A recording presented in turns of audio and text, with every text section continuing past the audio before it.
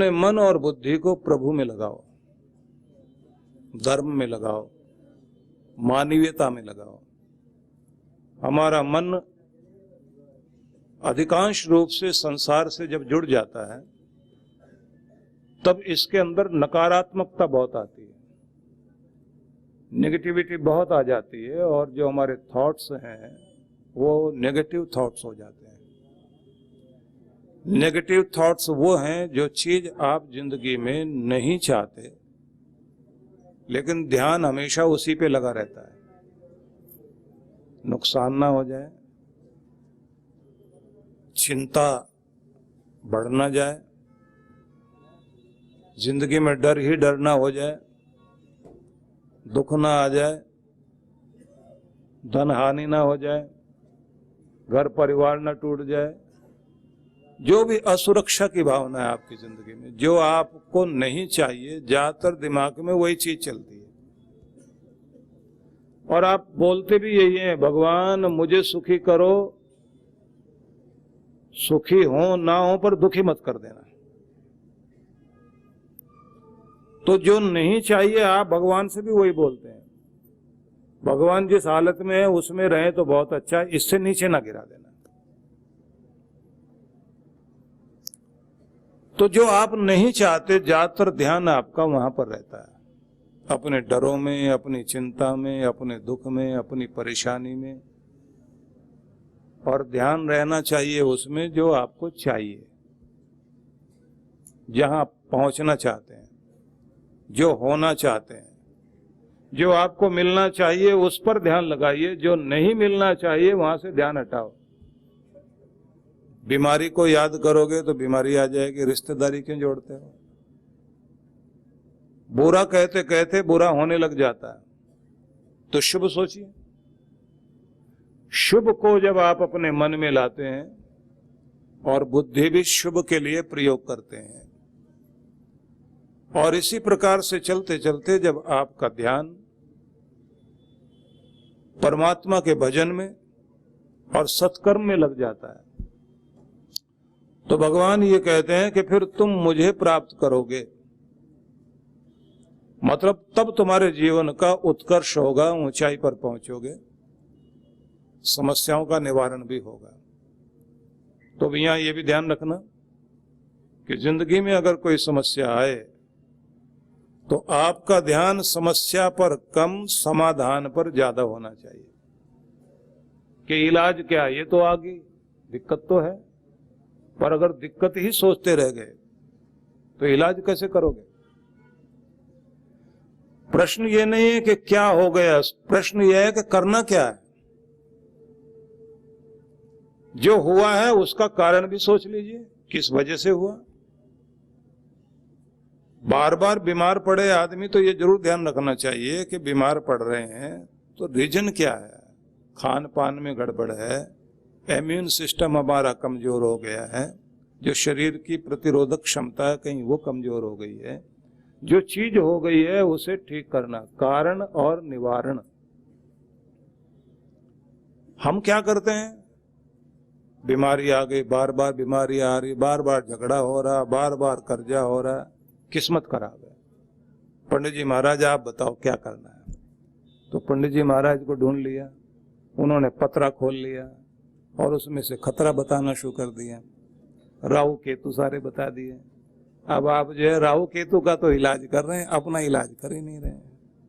आपको सबसे पहले वो ठीक करना चाहिए कि जिससे राहु केतु भी प्रसन्न हो जाएं, जिससे आपके जिन कारणों से आपको समस्या आती है। सब इलाज कर लिया आपने, लेकिन वो इलाज किया ही नहीं जो आवश्यक है।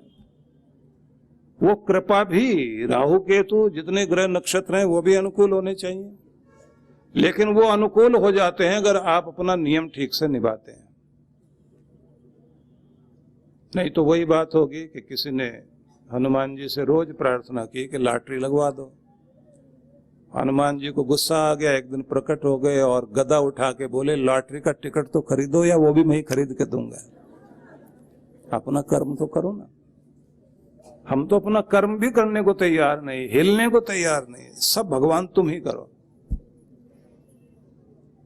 तो फर्ज निभाइए कारण ढूंढिए, कारण का निवारण कीजिए, और ध्यान रखिए कि किसी समय आदिकाल में परमात्मा ने अपनी समस्त विभूतियां और अपनी सारी शक्तियां मनुष्य के लिए साधारण ढंग से उपलब्ध करा दी,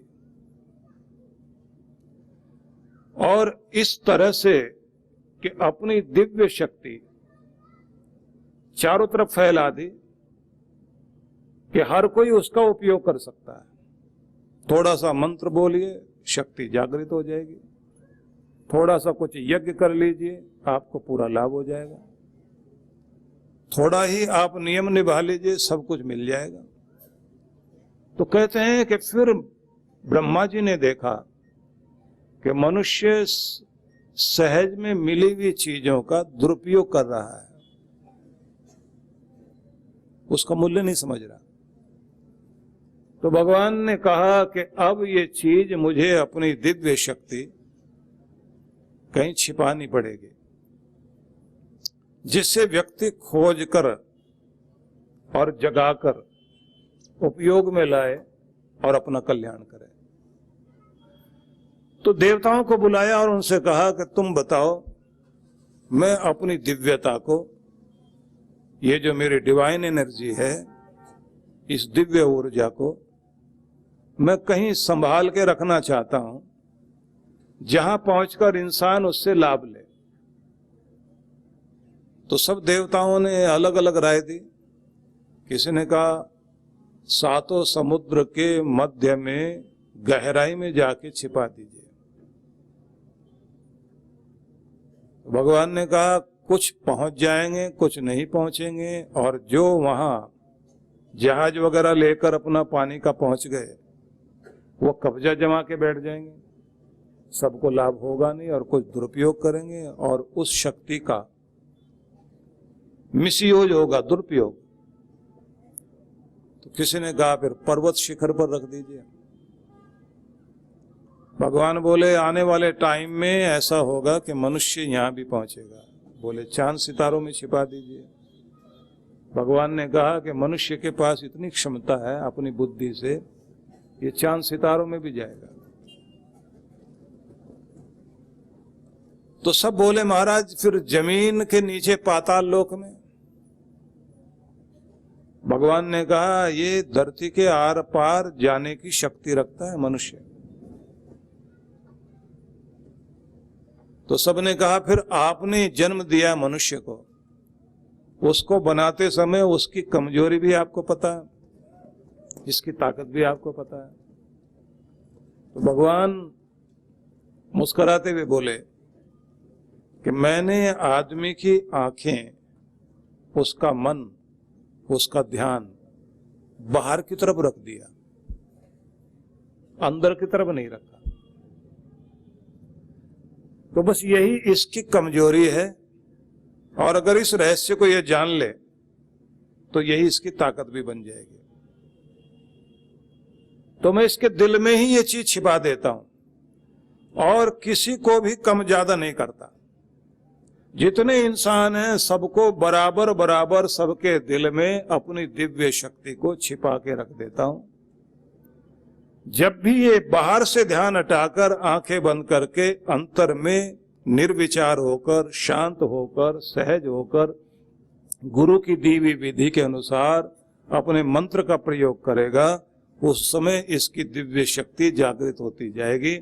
जितना जितना प्रयोग करता जाएगा उतना उतना खजाने का लाभ लेता चला जाएगा। तो भगवान ने सारी दिव्य शक्ति मनुष्य के अंदर छिपा दी।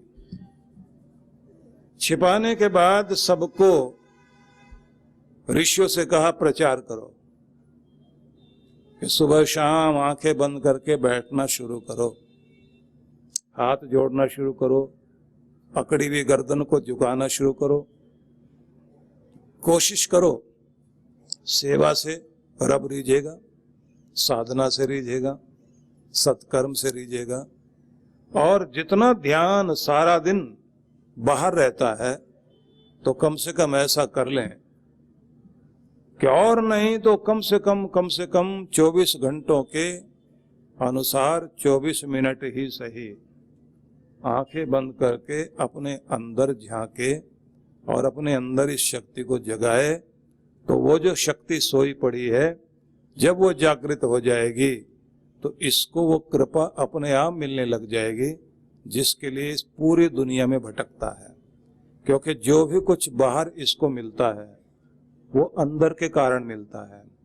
अंदर जितनी जितनी समझ आदमी की बढ़ती है उससे उसकी औकात बढ़ती है, उसका हौसला बढ़ता है, उसके अंदर एक गुण आता है, बस इतना काम मैं कर सकता हूँ, इतना पैसा तो मिल ही जाएगा, इतना तो काम मेरा चल ही जाएगा, इतने से गुजारा कर लूंगा। तो अपने आदमी औकात पहले छोटी रखता है, फिर साहस जागता है तो आदमी सोचता नहीं इतना नहीं, मैं इतना कर सकता हूं। फिर किसी और से प्रेरणा मिलती है तो आदमी को लगता है ये तो मैंने कम सोचा, मैं तो बहुत ज्यादा कर सकता हूं। तो अंदर से जब आदमी की हिम्मत बढ़ती जाती है तो फिर आदमी को एक दिन ये भी लगता है कि अगर प्रधानमंत्री वाला काम भी मुझे मिले तो मैं बहुत बढ़िया ढंग से निभा सकता हूं, कोई मौका दो मैं सब कुछ कर लूंगा।